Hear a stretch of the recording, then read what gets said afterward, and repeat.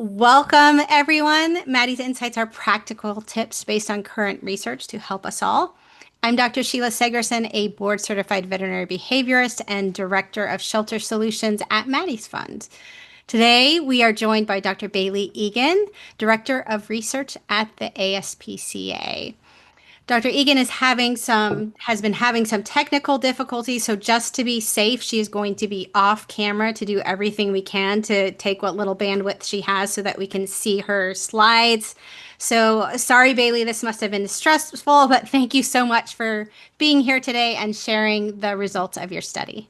Thank you all so much for being here today. As mentioned, my background is in applied animal welfare science, so most of my work focuses on how we can take data and translate it into real world change for cats and dogs in shelters. So I want to first start by extending a very large thank you to Maddie's Fund and Dr. Sheila Segerson and Allison Gibson and teams for having me here and hosting this great webinar series that I love attending myself, and it really helps us ensure that evidence-based findings are implemented in shelters, which is really, of course, the whole point of all of this research that we're doing. So to this end, as we dive into one of my research projects today, we'll explore how shelters across North America are using, or sometimes not using, anxiety-reducing medications and non-medication alternatives to support animals experiencing fear, anxiety, and stress. And then most importantly, we will talk about how we can turn these findings into some basic practical steps that make daily care easier, safer, and more effective. And we also have some resources as well that we'll be putting together in a handout to go with this presentation. And another thing that I love about these is the chat in the forum afterwards, where we can continue the conversations and we can keep talking and sharing ideas about how we can kind of compile our powers to help improve animal lives. I also want to start by thanking my brilliant collaborators on this study. So first, my PhD supervisor, Dr. Alexandra Protopopova. So she was my supervisor at the University of British Columbia. Also, Dr. Karen Van Haften, who is a veterinary behaviorist whose clinical experience working with fearful cats and dogs in shelters was absolutely critical for this project. And then finally, thank you to Dr. Amin Azadian, who is a veterinarian and a PhD candidate at UBC, who is now also a lecturer in the vet tech program at Granville College.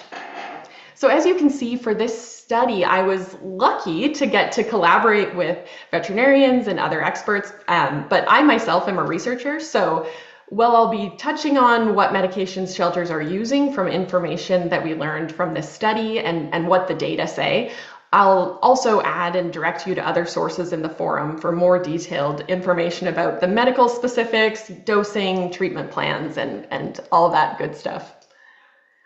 So here is a brief breakdown of how we'll spend our time today in this session. And we'll send all the positive energy that we can to my Wi-Fi, please. I think I need everybody's power for this. But first, we'll begin by getting into the research itself. So I'll give an overview of what we know and what we don't know about psychoactive medications and non-medication alternatives in shelters based on what the research says. Then we'll look at current guidelines and best practices. So for example, what do we have in the ASB guidelines on this? What do position statements say? What do textbooks and other professional resources recommend? And then after that, I'll walk through how we did our new research study and what I see as the top 10 findings. So what shelters are using, what's working, and what barriers are getting in the way. And then finally, we'll wrap up with some practical takeaways, how you can use this information to make evidence-based, welfare-focused decisions in your own organization. So let's set the stage first by looking at the research to see what we know and what we don't know about anxiety-reducing medications and alternatives. And I want to start just to get us all on the same page of what I'm talking about for each bit is what I mean when I'm saying various terms. So anxiety-reducing medications, or we'll commonly see psychopharmaceuticals. This I'm referring to prescription medications aiming to decrease fear, anxiety, and stress, or FAS, that you'll see throughout in animals by altering their emotional state. And as you know, these can only be prescribed by a veterinarian. So we generally think about these in two broad categories. So first, the fast-acting medications for short-term or situational treatments for immediate fear, anxiety, and stress relief, like gabapentin or trazodone. And then we also have the slow-acting medications for longer-term medications that are more thought to gradually stabilize anxiety and mood over time. So for example, select serotonin reuptake inhibitors, such as the very commonly used fluoxetine would be an example here.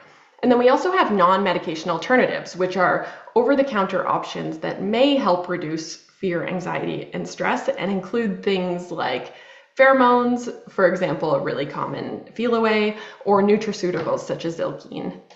And then finally, something else that is going to be coming up in discussion, but of course is different than medications and these non-medication alternatives, but it comes up so much that I want to talk about it as well, being behavior modification and behavior interaction. So for that, I'm referring broadly to positive reinforcement training or any desensitization plan designed to reduce fear, anxiety, and stress, some of the common goals that we see with the medications and non-medication alternatives that we'll be talking about as well. So what does the evidence actually say, or what do we see in the research about these medications and alternatives in shelter settings? So first, there's gabapentin, which is a fast-acting medication that has been studied directly in shelters for cats experiencing fear, specifically in cats rescued from hoarding environments. So this is a study that I'm quite familiar with because it was also a part of my PhD. And what we found was really solid evidence that it helped reduce stress in cats and helped fearful cats from hoarding environments progress faster through a standardized behavior modification program. So while we saw all the cats were progressing through the behavior modification program, we found that cats that were getting gabapentin were progressing quicker. So that was really promising evidence. And then trazodone would be another fast-acting medication, but we commonly see it used in dogs.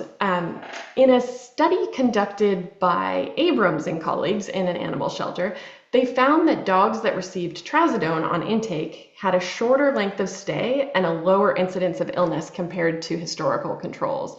And then there's also some mixed evidence on the efficacy of trazodone for cats, but that one lacks direct shelter research to my knowledge. So overall, to my knowledge, generally, that's actually the extent of the research that I've seen directly conducted in shelter environments, including anxiety-reducing medication.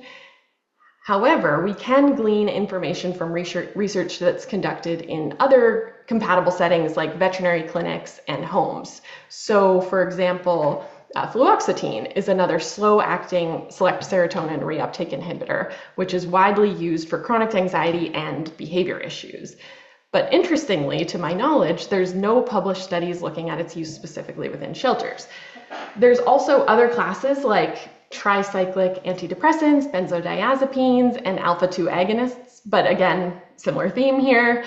We don't see their research in shelters. So the main takeaway is that we do see that these are promising tools, and we certainly have evidence, whether it's in shelters or in environments similar to shelters, to support their use. But we do need more evidence to understand how to best use them in this context, and that's something I'll talk about later too, because we sort of see within the data when we survey shelters that they're also calling for more information on efficacy and how it works within a shelter system, because we know it's such a unique environment. So now looking briefly at non-medication alternatives that shelters sometimes use alongside or in place of medication. And I do want to note, this wasn't actually a main focus of our study. We asked about these products, but most of the detailed questions and analysis that you'll see was on the anxiety-reducing medication and use. But considering they come up so much, we also wanted to make sure we included some questions on them. So the one we see talked about the most is definitely pheromones, like feel away for cats or Adaptil for dogs. So that's been studied a fair bit with some mixed results, but we do see in some studies that there can be a small decrease in stress, but others might show no measurable effect. So it's possible that there maybe is an effect, but perhaps a mild one. Looking at nutraceuticals and supplements like zilkine, we also see they may have a mild calming effect in homes or clinics, but no shelter-specific data to my knowledge. And another category being olfactory or sensory enrichment, so things like catnip or familiar scents. So we've seen that that can help promote relaxed or exploratory behavior, but then again, it's very individual. And finally, another category that I've grouped together here, but are certainly distinct, would be probiotics, and then cannabinoids are others that are being explored as well, and increasingly looked at as a potential in shelters, but we need more information there too. So again and again there, I kept saying we have limited information, and that really is the reality. But when we're faced with limited shelter-specific information, it's helpful that we do have some published best practices and standards and professional guidelines that we can look at. So for example, the ASV guidelines recommend that behavior medications, as they call them in the guidelines, should be strongly considered to address welfare concerns related to emotional health for things like fear, anxiety, or chronic stress. So these must be veterinarian prescribed, they must have clear goals, ongoing assessment as a part of the treatment plan, and be used as a part of a comprehensive plan that includes enrichment, environmental management, and behavior modification.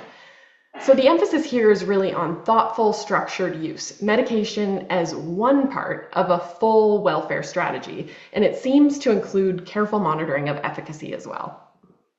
Now, the ASV guidelines also note that non-medication alternatives show limited evidence, so they can be used, but ideally as supportive tools rather than standalone treatments. Another source is the ASPCA position statement on behavioral pharmacology, which echoes many of those same principles, but then it also provides some additional practical framing for shelters. So they state that psychoactive medications can improve welfare when combined with enrichment, low stress handling, and behavior modification. They state that these should be prescribed on a case-by-case basis and then monitored by a knowledgeable veterinarian, so not used routinely for every animal on intake. But one important note in that position statement is that for some specific populations, like cats from hoarding environments, they may benefit from early or more proactive use of medication or medication on intake protocols. And that's very similar to what we saw with the clinical trial as a part of my PhD when we used it for half of the cats in the study while the others received placebo. So this statement, the ASPCA statement, also supports short-term use to help reduce transitional stress, for example, when animals first arrive into a shelter or they're moving between environments as a transitional temporary stress. And then finally, if we look at textbooks or other professional resources, the recommendations are quite consistent there too. They emphasize that medications should be used to reduce underlying emotional distress and to support learning and behavior change when it's paired with a structured behavior modification plan. And then before we move into the study, since we're going to be talking about behavior modification a lot as well, and it's often talked about as most effective when paired with behavior modification, what do we actually know about BMOD itself in shelters? And thankfully, what's nice there is we have good and increasing evidence that structured behavior modification programs can reduce fear behavior in dogs. So for example, in studies conducted by Collins and colleagues in 2022 and 2025, we see that in dogs, behavior modification can help reduce fear behavior in dogs who are experiencing moderate to extreme fear. And then further, there's a decent amount of literature in cats showing positive gentle handling, or what you'll see it called gentling, has been shown to increase both welfare and immune function for cats in shelters, sometimes even only 5 minutes of gentle handling. So some of those studies are done by Gorko and Phillips, and then later Liu and colleagues.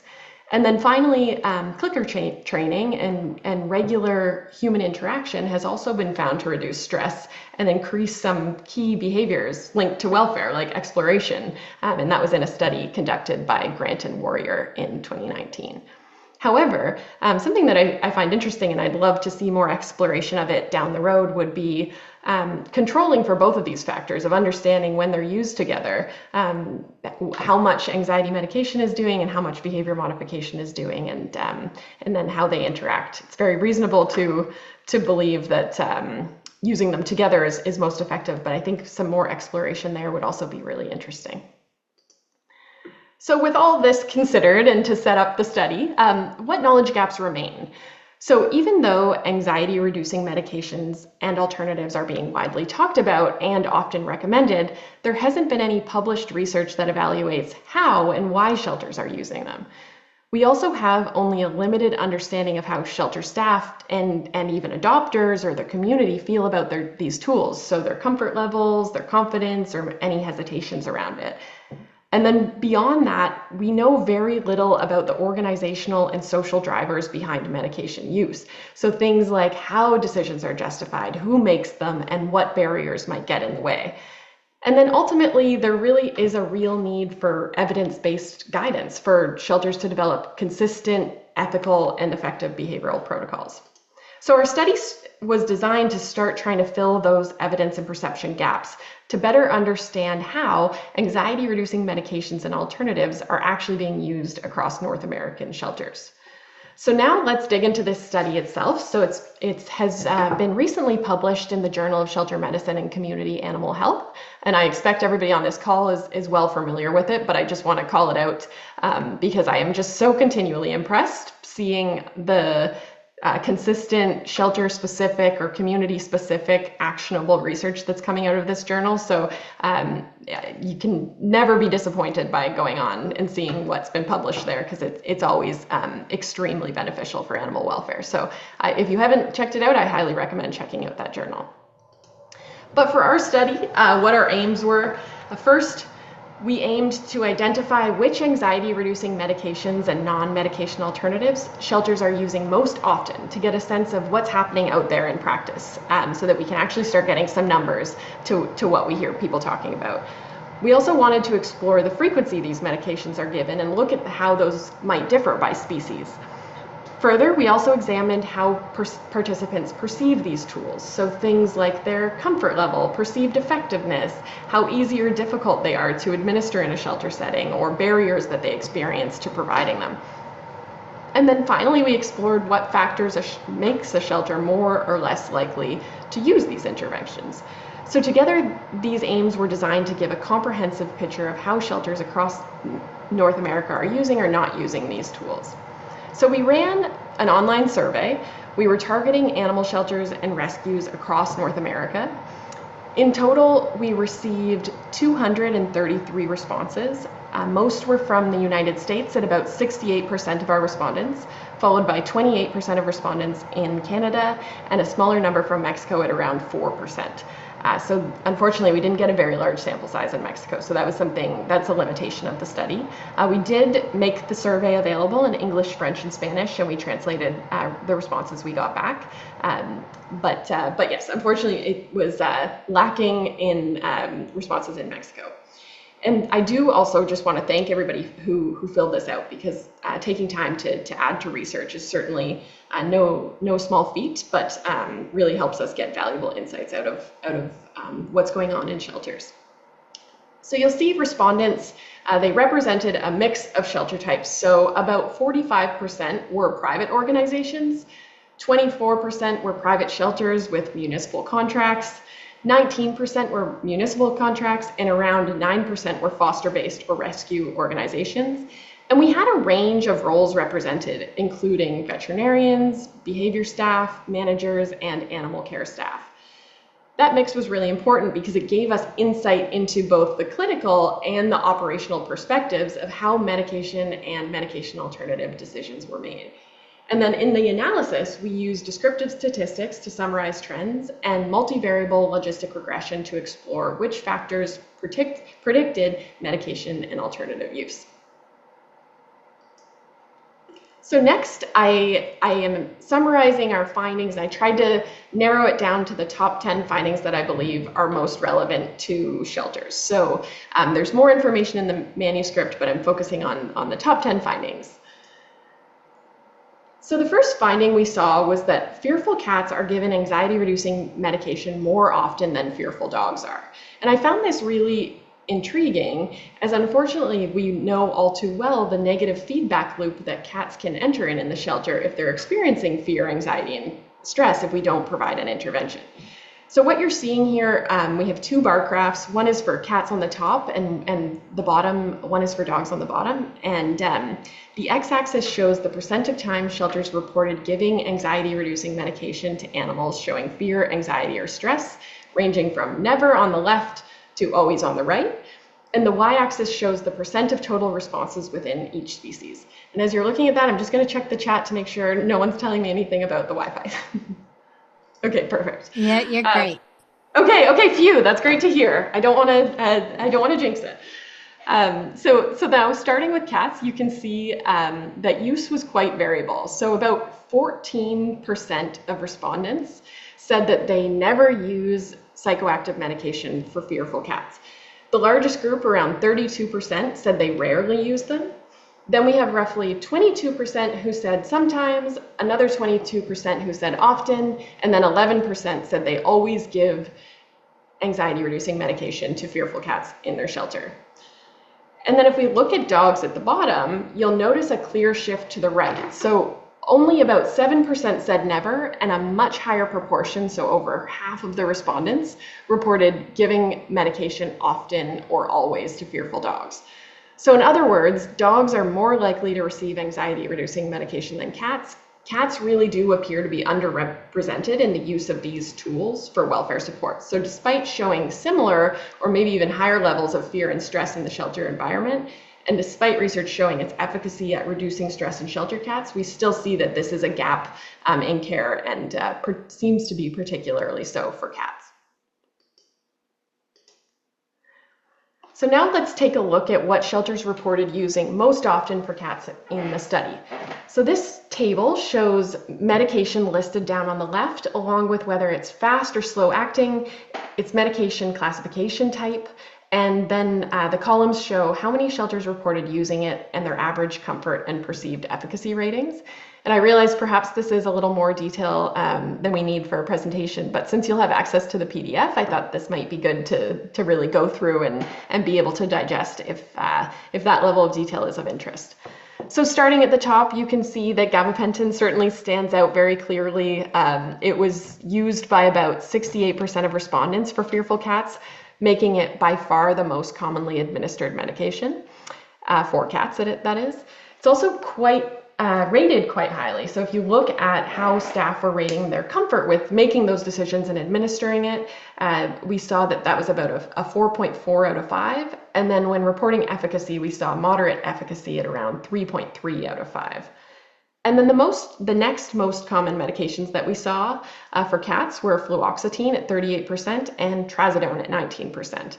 And both are used much less frequently and are rated slightly lower in comfort and efficacy, but somewhat similar there too. And I was a little bit surprised, and I know some of my co-authors were too, to see fluoxetine rated so highly, considering we thought for sure the fast-acting medications would be all at the top, but that was not the case, as you can see here, and people were reporting some efficacy with it as well within shelters.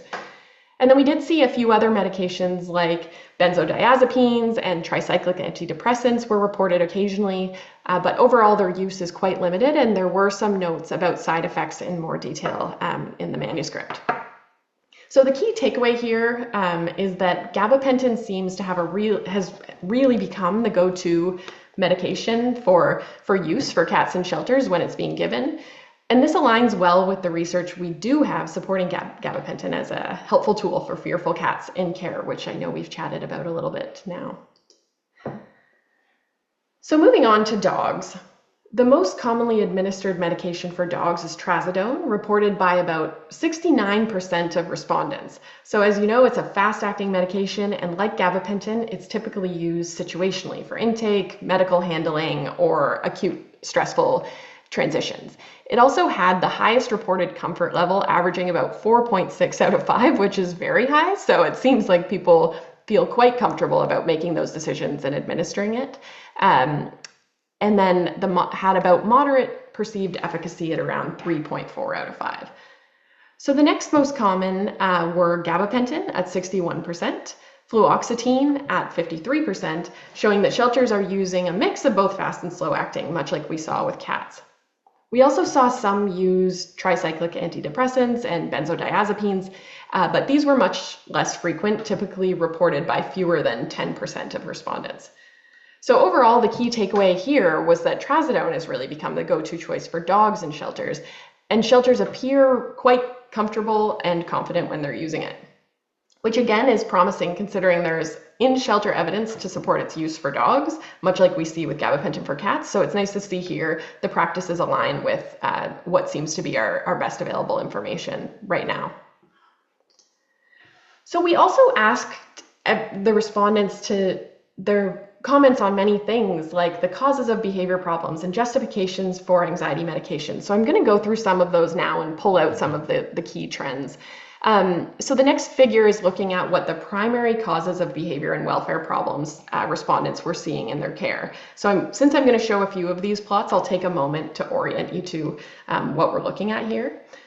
So on the x-axis, you can see the different possible causes respondents reported, and then on the y-axis, the proportion of respondents who agreed with each. So dark blue, purple means strong agreement, while red and orange means disagreement.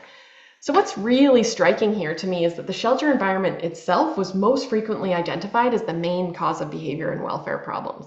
So in other words, many staff are recognizing that the stressors within the shelter, so noise, confinement, unpredictability, lack of control, a lot of these things that we know are so common in shelters, people working in shelters are really seeing that as the primary cause. And this is an important finding because it suggests that staff aren't attributing these issues to the animal's past or inherent traits necessarily, at least not to the level that we see with the shelter itself. So aiming to improve the shelter environment itself through design changes, enrichment, predictability, or where we can, if possible, alternate placement options like foster could certainly go a long way to helping to address some of the root causes of these behavior and welfare problems that people are seeing. And then other causes that sheltered agreed with to a lesser degree, you will see are developmental issues. This was very high. Underlying anxiety, the past environment, genetic factors, or past owners in decreasing order there. So next, for when the use of anxiety-reducing medications are justified, staff overwhelmingly felt that anxiety-reducing medications are justified when there's a welfare concern. So that's the most common reason you see reported that everybody, almost everybody, agreed quite strongly with. They also supported use when fear, anxiety, and stress was interfering with learning, or the prognosis would be poor without that intervention. Interestingly, if you look to the far right, you'll see that almost no one agreed that these medications are never justified.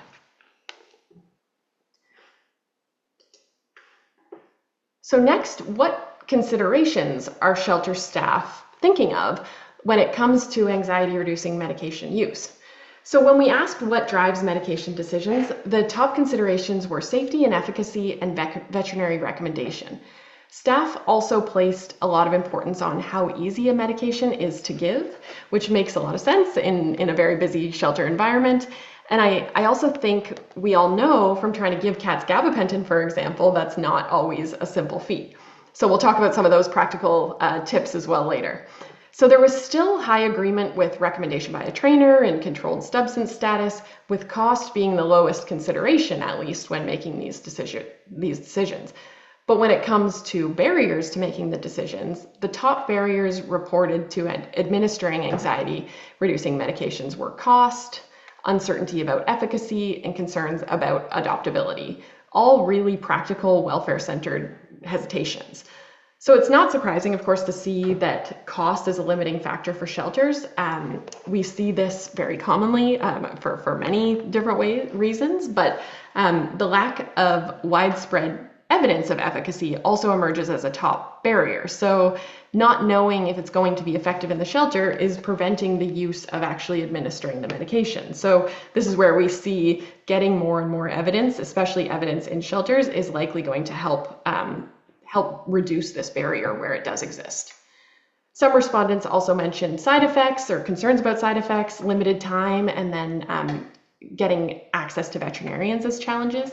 And then others, to a much lesser degree, included objections from the board, the public, or volunteers, but the vast majority of respondents disagreed, mostly that these were barriers for them.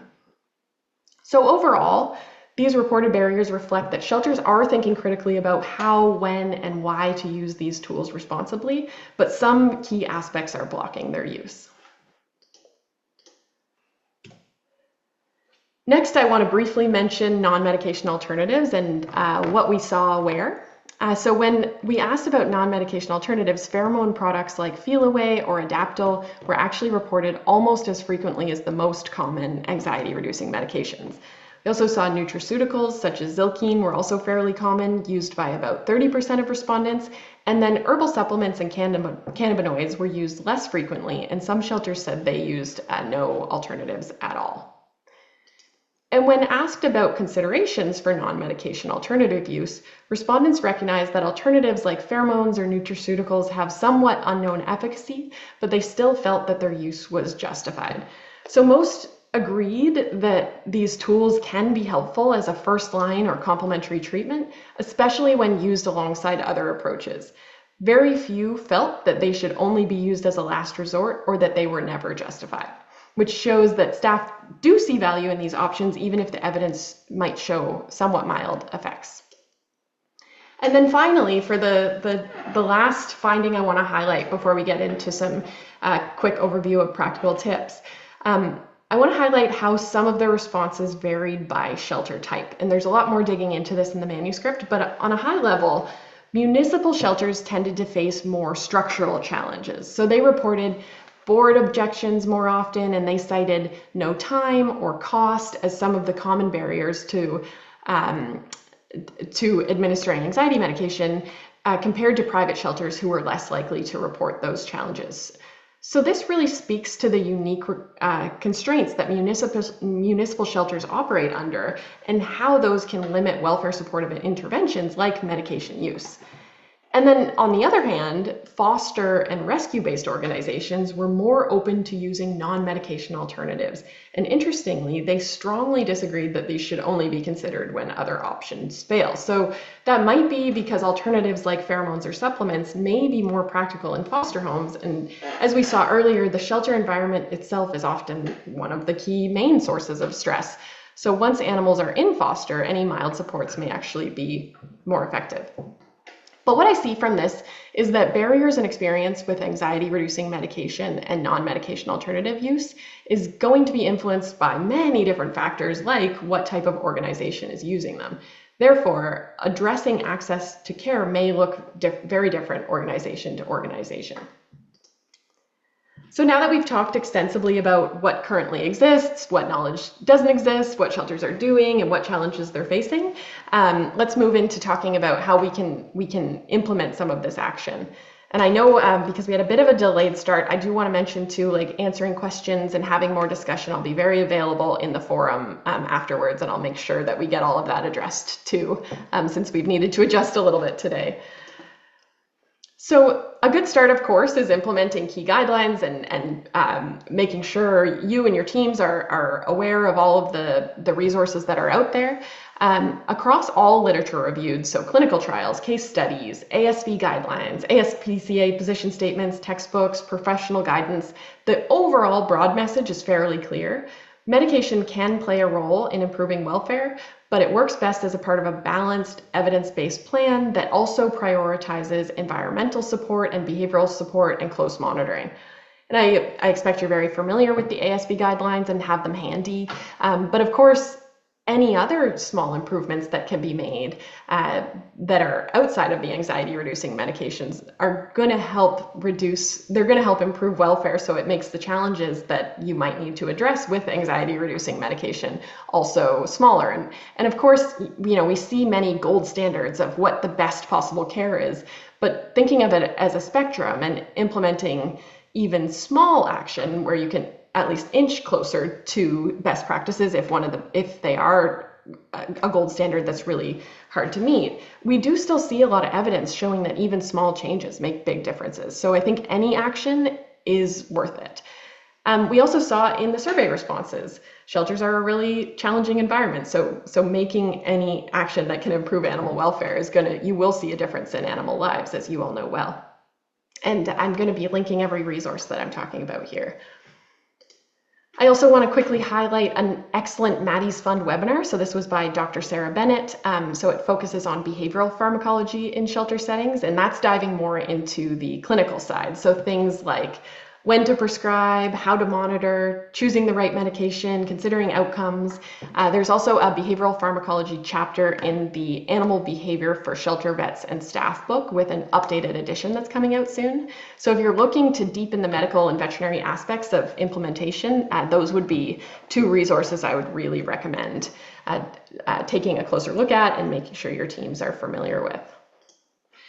And then I want to talk too about generally welfare assessment and tracking, because throughout all of what we've talked about today, this theme keeps coming up.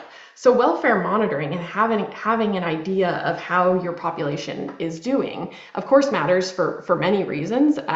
First, to even identify animals that are experiencing welfare challenges, and then making care decisions based on that.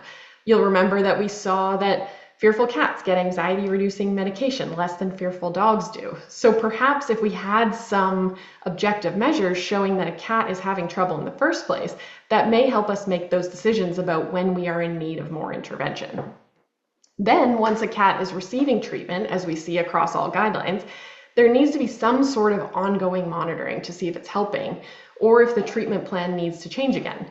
So by having some sort of tracking consistently, of course, all of this becomes easier. So there's actually many great resources. I'm encouraged to see how many great resources there are for monitoring things like fear, anxiety, stress, frustration, quality of life scales, and often are very simple, like what you see here with this fear-free example. And it allows some sort of standardized rating to get a general sense of how an animal's doing. And it's especially helpful if multiple different people are caring for the same animal, so that you can score across days and then monitor for progression. And of course, no measure is going to be perfect, but even to give a general sense, we do find that when looking very generally across days, you can get a sign of a progression of, is this animal doing better than it was yesterday, or does it seem to be declining, and how can we figure out what's happening there? And you can often inform a lot of action by tracking those trends and linking it to what was going on for that animal at that time, and track things like anxiety reducing medication or non-medication alternatives, and what that looks like in your care, and have some data to really support your decision making. Another thing we see time and time again is that anxiety reducing medications are recommended in conjunction with behavior modification plans. So we see very clear evidence without even anxiety reducing medication that behavior modification and behavior intervention is beneficial to improving welfare in shelters. So one of the behavior resources I'll link in the chat after, or in the discussion board on Maddie's, is pictured here. So this is a simple six-step program for fearful cats designed by Dr. Karen Van Haften, who is a veterinary behaviorist with expertise in shelter cats that I was mentioning. So it has a six-step program gradually building up to a cat seeking human attention without food. So this is a simple infographic that's now been translated in 20 different languages, and it comes with a tracking sheet. So it's a very simple BMOD plan that we find many can implement with fairly limited training following the guidelines. And then it's a really nice way to gradually build positive associations, but then also track welfare and track their progress and understand what's going on. So it's not just helpful for improving their welfare, but also for that data tracking piece. So this, plus many other behavior intervention plans that are available online, because there's different plans for different behavior challenges, different species. I'll link some of the good resources that I know of, so that you have access to that and can hopefully decide as an organization what's best to use in your organization based on individual challenges. I also want to talk about ease of administration, because we saw this as a key consideration for anxiety reducing medication decision making, and we know, especially with cats, that this can be a challenge. So for example, administering gabapentin for cats, very notoriously difficult. I always get questions about this whenever I'm talking about studies with gabapentin in cats. So what we like to do is and I'd love to hear other tips and tricks, because I think this is one of those situations where we can share our combined knowledge. But following a gradual scale of administration can certainly be helpful. So for example, with liquid gabapentin or another medication, starting with attempting it in food and then attempting to find and record each cat's preference. Very often we find it's those churu squeeze ups, but finding preferences and rotating and keeping track of that in your data tracking. And then if that doesn't work, often putting it on their paws, especially if it's a cat who likes clean paws, will then lick it up even if they really didn't want it out of food. If that doesn't work, we have had success, especially with a liquid medication, but using a tomcat catheter on the end of a syringe. So this is with a steady flow in a very small stream. So it often can be slipped into the cat's cheek and then administered at the back of their mouth, so they're not objecting and don't seem to be responding too negatively to it when perhaps they really didn't want the taste in the other ways. Of course, if it can be done without the cat, without needing to do much restraint, or without needing to do restraint, using a syringe can help it, and some cats don't object too much. But if none of those work, then if it's a safe medication to miss a dose, it probably makes more sense to miss the dose. We do find it's really important to consider the cat's experience. So for a medication that's likely to have benefits, it only has benefits as long as the medicating procedure itself is not actually going to be a battle. And we have, from tracking behavior modification, we have seen that if a medication seems to be aversive, you'll actually have BMOD scores that will then start dropping because you're starting to get this negative association with humans. So that's a situation certainly where it was probably better to just not be having the medication, and you can use that data to update practices. And then as we're wrapping up here, I want to mention cost and access. And finally, of course, this is one of the biggest challenges that we face in shelters. Funding and access to care was continually reflected throughout our results. And I wanted to highlight this opportunity, and I hope we can talk about other ones too, or we can all share other resources. But considering this one is coming up on October 17th, and I noticed it mentions many of the things that we've talked about in this talk, but this is a ASPCA grant funding opportunity with a very wide range of eligible funding, ranging from small projects to big projects for a lot of things directly aiming to improve animal welfare and quality of care. So for facility upgrades, low stress handling, training, enrichment, equipment, or consultation with behavior experts to maybe come in and help you put together a behavioral program plan, or put together information for how you want to approach medicating or alternatives, and or maybe there's something really pressing with your facility that desperately needs an upgrade. So looking for funding opportunities like this, and just because this one is quite timely, I wanted to bring it up today, but hopefully we can share others as well. And then to close, oh goodness, we're getting close to time. Sorry about that. I'll highlight some of the future directions from this work. So we clearly need further evidence on efficacy and dosing for anxiety-reducing medications in shelter settings. Lack of understanding of efficacy remains a barrier, so more information and data is going to be really informative here, and we need it specifically in shelters. So this applies to non-medication alternatives too. And we also do need, we got a little bit of information about it from this study, but we need a better understanding of adopter and community perceptions and post-adoption behavior in the home for animals that received medication in the shelters. And I think our most valuable tool here is going to be data collection that is happening in shelters at any time. So if a program is implementing medication protocols and also collecting welfare and outcome data, we should, as a field, work to analyze and share that information with each other so that we can address these key gaps and help us better understand and how we can improve lives for animals in our care. So the unfortunate reality is that we have many animals coming through our facilities that are experiencing fear and stress. So it's also an ideal environment to test some of these intervention strategies. So I encourage us all to look for opportunities to collect, analyze, and share that data. So with that, I thank you so much for joining me today. I look forward to what time we have left for our discussion, but also I'm really gonna make sure to be active in the forum after. So I apologize for the hiccups, and I appreciate you sticking with me. Thank you so much, Dr. Egan, for this really interesting presentation. It's just so important for us to collect data about what we're doing. And for those of us who work in shelters, it's really nice to learn, are what we doing similar to others versus not. So thank you for this. And we'll jump into a few questions. The first one is, at our shelter, we typically intake dogs and cats from county or city shelters.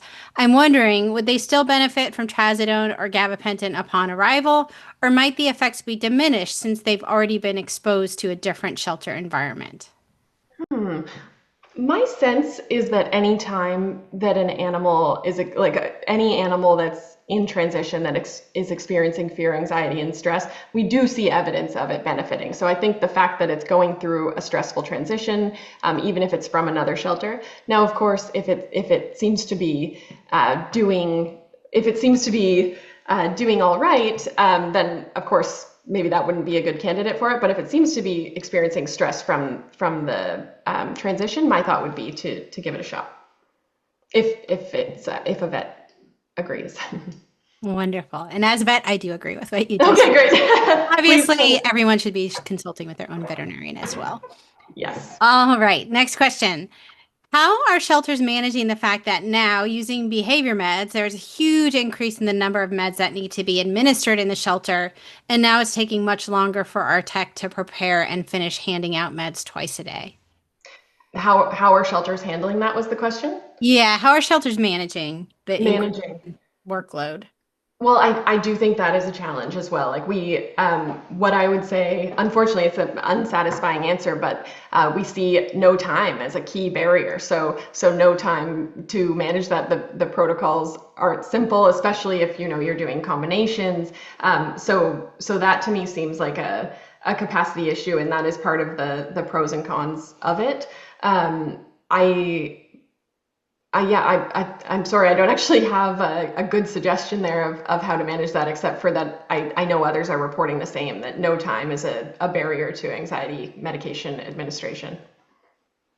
Yeah, and I think it would be good to post this question on Maddie's Pet Forum to get feedback from other people. My experience is that volunteers can be super useful. So the technician does not have to give the medication. Other people can give the medication and can be trained how to give the medication. So you can use other people like trained volunteers to administer it. But it is a Thank you for challenge. adding that. That's excellent context and very good to know. All right, and this will be our last question. Our shelter is having an issue with ensuring that short-acting meds like Traz and GABA are administered twice daily. Do you Hmm. think it would be better to switch to a longer-acting med for these animals so that they are not experiencing highs and lows? Interesting. Dr. Segerson, I would be curious what you think there, if you don't mind. Sure, no, happy to chime in.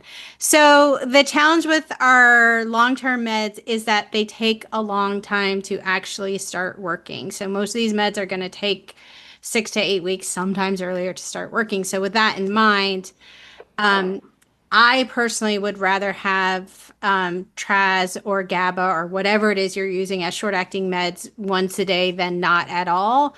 And just observing our response in animals. Are we finding that having it once a day is making them worse?